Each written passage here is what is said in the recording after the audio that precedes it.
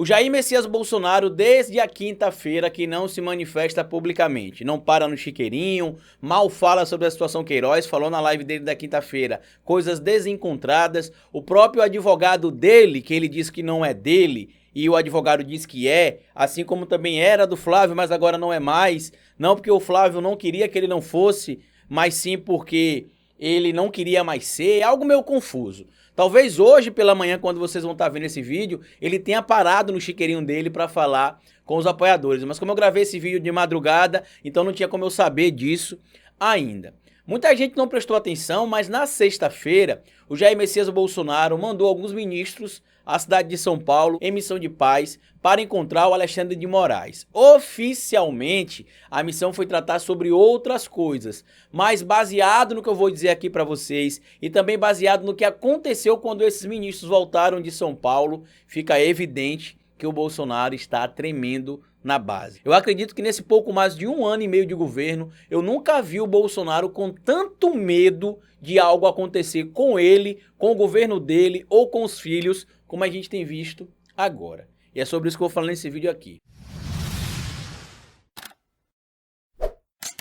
Eu queria só lembrar você que se você gostar do vídeo, lá no final eu queria pedir que você deixasse o like ou dislike, porque isso vai ajudar a impulsionar esse vídeo aqui. E se você quiser apoiar meu trabalho ou ser membro do canal, aqui embaixo tem um link do YouTube que você pode clicar e pode estar apoiando meu trabalho diretamente aqui na plataforma. Pois bem, meu povo, o presidente Jair Messias Bolsonaro tem vivido dias difíceis. Nesse pouco mais de 1 ano e meio de governo Bolsonaro, eu acredito que esse período aí de 1 mês e meio pra cá tenha sido o pior período do Jair Messias Bolsonaro na frente do governo pra ele. Pra nós é ruim desde quando ele entrou. E isso começou a piorar por conta do próprio Bolsonaro, que tentou engrossar o discurso, tentou ameaçar os outros poderes, esquecendo que ele vive em uma democracia, em uma república tripartite, que é inclusive governada, regida e deve ser administrada de acordo com a própria Constituição Federal. O que acabou acontecendo nesse período aí? Apoiadores de Bolsonaro presos, como aconteceu, por exemplo, com a Sarah Winter e mais 5 indivíduos que faziam parte do chamado 300 do Brasil. No domingo, por exemplo, a polícia também promoveu uma operação a uma chácara em Brasília que prendeu indivíduos atrelados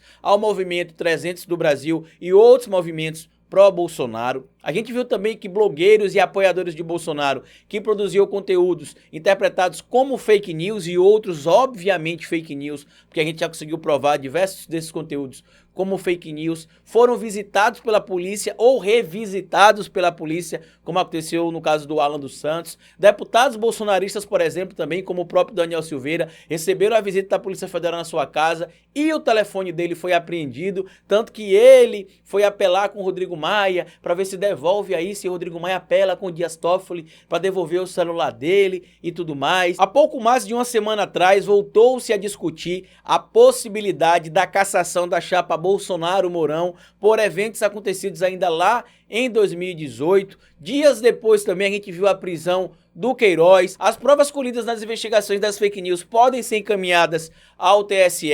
E como eu disse para vocês, a prisão do Queiroz aconteceu na semana passada, mas um fato tem chamado muita atenção. Além da ligação do Queiroz, do advogado do Flávio Bolsonaro, do Jair Messias Bolsonaro em todo esse problema mais recente, que tem nome e sobrenome, Fabrício de Queiroz, a gente tem um problema seríssimo atrelado ao Bolsonaro. O Bolsonaro sabe que o governo dele pode cair se acontecer sim a vinculação do governo dele com o Fabrício Queiroz, se ficar provado que ele sabia onde estava o Queiroz e o Flávio também sabia, se ficar comprovado isso, eles vão se prejudicar mais ainda. O Paulo Marinho entregou alguns documentos à Polícia Federal também que podem comprometer o Flávio Bolsonaro e nesse domingo foi divulgado também que o celular do Gustavo Bebiano, que estava nos Estados Unidos, chegou ao Brasil. Eu já disse e repito, eu não acredito que esse celular tenha saído do Brasil. Eu acredito que ele tenha ficado aqui no Brasil e uma cópia dos dados do celular deva ter sido levado lá para os Estados Unidos ou enviado para lá,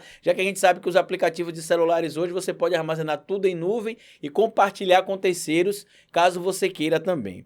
O problema é que o Bolsonaro está muito preocupado, em especial, com o inquérito do TSE. Por que ele está preocupado com o inquérito do TSE, mesmo tendo mais de 25 pedidos de impeachment contra ele no Congresso? Porque o Congresso, em tese, está na mão dele. Ele comprou o Centrão, ele está distribuindo cargos, inclusive vagou agora mais um cargo, que é o cargo do Abraham Weintraub, ministro da Educação, na verdade agora, ministro da Educação, que é outro problema também que caiu no colo do Bolsonaro, ou que o Bolsonaro colocou no próprio colo, inclusive ou hoje à noite ou amanhã, pela manhã, sai um vídeo de eu falando aqui as possíveis imputações legais sobre o que pode acontecer com o Bolsonaro e o Weintraub nessa arquitetação aí da fuga do Abraham Weintraub para fora do Brasil. Mas voltando ao assunto do Bolsonaro, o inquérito das fake news pode ter provas emprestadas ao TSE. E a gente tem visto aí claramente surgindo envolvimento de empresários a patrocínios de eventos que promoviam ataques a opositores do Bolsonaro, e pelo que o STF quer tentar articular para comprovar também, que lá em 2018 ocorreu sim um patrocínio por parte de empresários para poder ter impulsionamentos em WhatsApp e em outras redes sociais para beneficiar o Jair Bolsonaro e prejudicar opositores. O Bolsonaro está com tanto medo que ele mandou ministros irem a São Paulo encontrar o Alexandre de Moraes. Oficialmente, a conversa dos ministros lá não foi sobre as fake news, sobre o inquérito do TSE ou sobre algo relacionado ao Queiroz. Não foi sobre nada disso.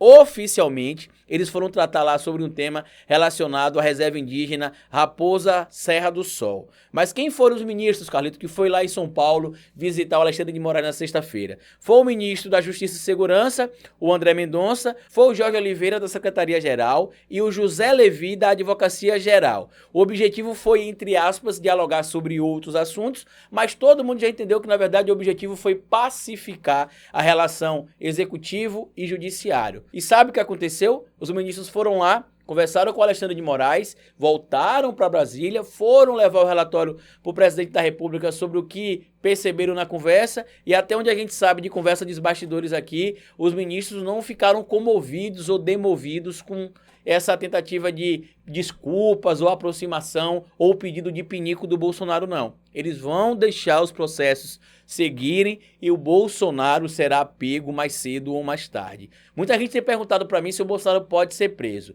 Bom, se ele cometeu algum ato agora no mandato dele de corrupção ou de crime e for comprovado o flagrante desse crime, aí ele pode ser preso, obviamente. Mas os crimes que ocorreram anteriormente, não. Esses crimes só serão julgados após a saída dele do cargo de presidente da República.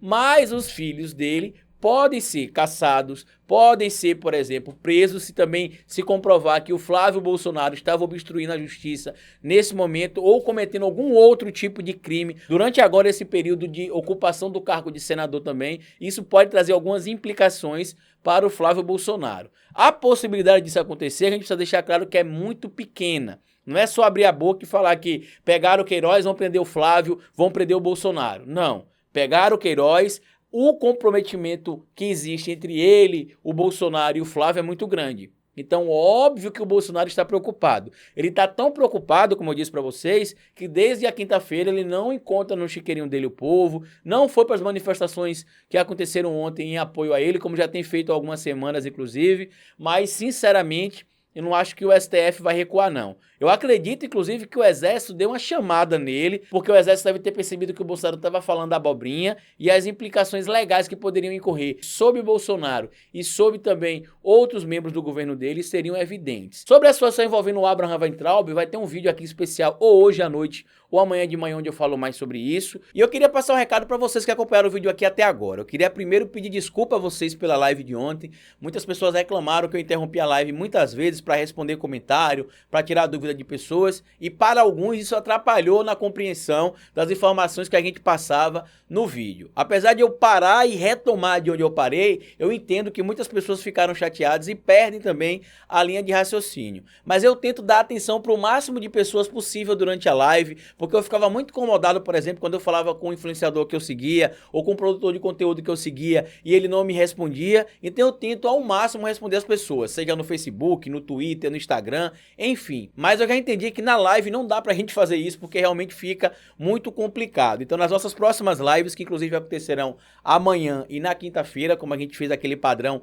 terça e quinta às 19 horas, eu vou ler os comentários em um momento específico da live. Durante outro momento eu vou estar falando falando as informações para vocês, para que a gente não tenha problema de estar interrompendo o raciocínio e voltando de novo. Então, queria pedir desculpa a todo mundo que ficou incomodado com esse pare e continua da live de ontem. Eu vou procurar melhorar nas nossas próximas lives, já que eu não sou um comunicador profissional, eu não fiz jornalismo, o que eu estou aprendendo aqui é todo dia com vocês na marra, com o que acontece todos os dias, e a gente vai buscar melhorar a cada dia. E queria lembrar vocês também que eu tenho orgulho de dizer para vocês que o meu livro, Falando de Política Sem Politiquês, já está disponível na pré-venda, na cota editorial, vai estar no primeiro comentário fixo o link do meu curso básico de ciência política, o link do meu livro Falando de Política Sem Politiquês e o link também do livro do meu amigo Henri Bugalho, Minha Especialidade é Matar, Como o Bolsonarismo Tomou Conta do Brasil.